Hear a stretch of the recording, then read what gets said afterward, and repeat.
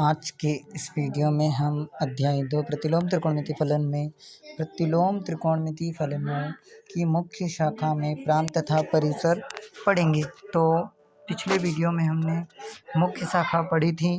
तो जो प्रतिलोम त्रिकोणमिति फलन होते हैं उनकी मुख्य शाखा को ही उनका परिसर कहते हैं। किन्हें कहते हैं? मुख्य शाखा ही इसका परिसर होती है। तो मुख्य शाखा हमने अच्छे से याद रखी है। तो वही इसका परिसर हो जाएगा। साइन एक्स की मुख्य शाखा क्या थी? -π/2 से +π/2।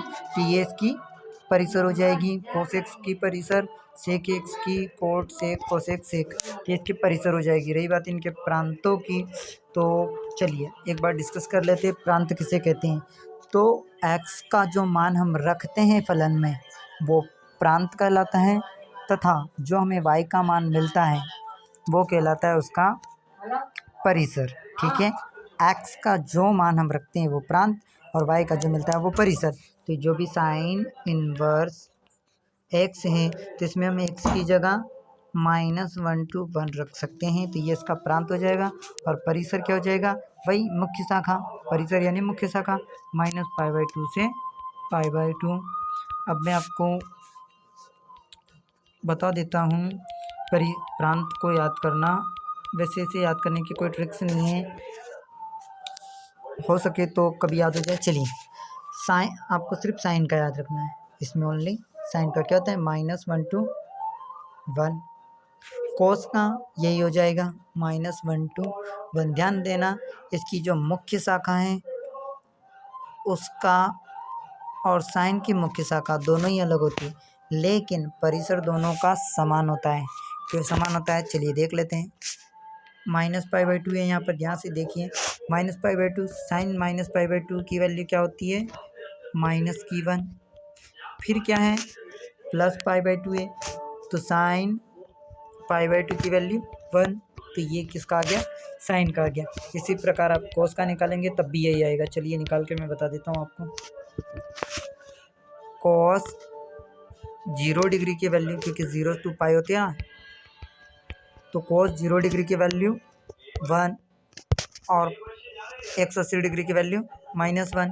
इसको उलट कर लिख दीजिए तो -1 to 1।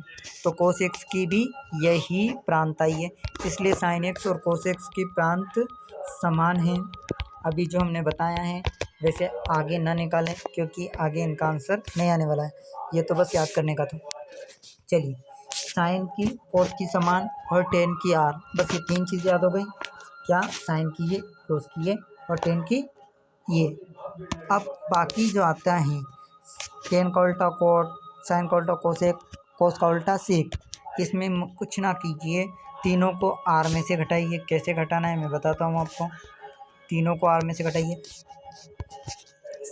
पहले कोसेक की निकालते हैं। कोसेक एक्स किसका उल्टा है? साइन का। तो इसमें छोटा ब्रैकेट लगाकर साइन की शाखा लिख दीजिए। -1 to 1, ये कोसेक एक्स का प्रांत मिल गया। सेक एक्स किसका उल्टा है? जल्दी से बताइए। कोस एक्स का। कोस एक्स की मुख्य शाखा -1 to, कोस एक्स का प्रांत -1 to 1। छोटा ब्रैकेट लगा कर घटाइए, बड़ा नहीं। चलिए, आर क्या है? Cot x. कोट एक्स का प्रांत निकालने के लिए हम आर में से क्या घटाएंगे? टेन एक्स का प्रांत। टेन एक्स का प्रांत आर में से आ जाएगा तो 0, लेकिन किसी का प्रांत 0 थोड़ी हो सकता है, इसलिए हम आर ही मान लेंगे उसका प्रांत। क्या मान लेंगे? आर। ये सिर्फ आपको समझाने के लिए नहीं है, ये सिर्फ याद कराने के लिए। याद आपको करना है अच्छे से, जब भी जाके क्वेश्चन होंगे, इसलिए याद करना मैं बता रहा हूँ। बाकी आपको क्वेश्चन अच्छे से हम करेंगे, ये तो सिर्फ याद करने के तौर पे था। चलिए एक बार और देख लेते हैं इसे।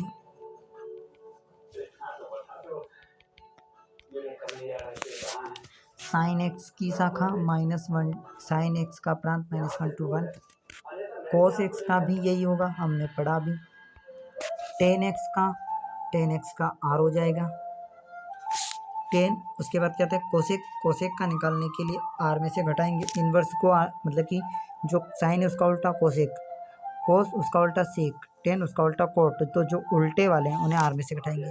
चलिए, साइन का कोसेक का निकाल रहे हैं। कोसेक किसका उल्टा है? आर, साइन का।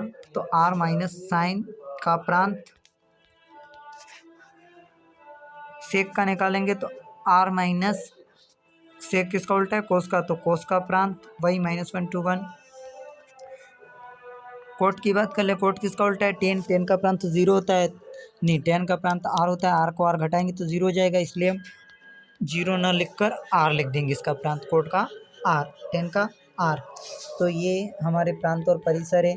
अब आप सोच रहे होंगे कि हम ये क्यों पढ़ रहे हैं, इनकी क्या आवश्यकता है, तो मैं बता देता हूँ कि प्रतिलोम त्रिकोणमितीय फलन x के किसी भी मान पर, ये x दिख रहा है आपको यहाँ पे बड़ा बड़ा, इसके किसी भी मान पर मतलब कि परिभाषित नहीं होता है, ये एक निश्चित अंतराल में परिभाषित होता है जो यहाँ पर लिखे हुए हैं, इन अंतरालों में ही परिभाषित होते हैं ये, इसलिए हमें ये अंतराल याद होना चाहिए, क्योंकि इस अंतराल से बाहर यदि कोई क्वेश्चन दिया होता है तो आप वहाँ पर उसे सॉल्व नहीं कर सकते हैं, उसके लिए कुछ अलग नियम लगेंगे, इसलिए हमें ये याद करना है ताकि हम उसे देख सकें कि ये इस अंतराल में दिया है या नहीं दिया है। बाकी इसका यूज़ हम क्वेश्चन में करेंगे, तो जो आगे आएंगे तो उनमें करेंगे। तो धन्यवाद।